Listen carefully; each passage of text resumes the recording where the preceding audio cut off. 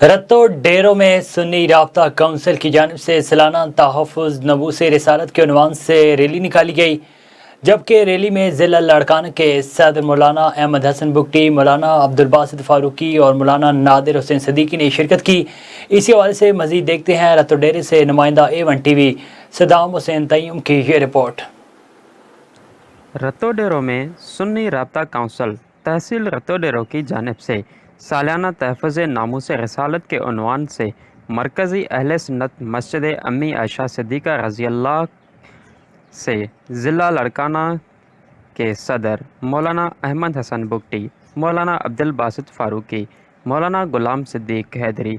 नादिर हुसैन सिद्दीकी, हाफिज़ गुलाम कादिर सोलंगी, हाफिज़ अब्दुल गफ़ार फ़ारूकी, अब्दुल करीम जलबानी, मौलाना रहमतुल्लाह फ़ारूकी की रहनुमाई में रैली निकाली गई, जो कि शहर के मुख्तलिफ रास्तों से होती हुई अवामी प्रेस क्लब पर पहुंची, जहां सैयद कायनात मोहसन इंसानियत इमामुल अंबिया ख़ातमुल मुरसलीन हज़रत मोहम्मद सल्लल्लाहु अलैहि वसल्लम की खराज तहसीन पेश की। जबकि रहनुमाओं ने खिताब करते हुए कहा कि हज़रत मोहम्मद मुस्तफ़ा सल्लल्लाहु अलैहि वसल्लम की पूरी ज़िंदगी इंसानियत के लिए मशाल राह रही, जबकि सीरत अपनाने से इंसान अपनी सारी ज़िंदगी अच्छे।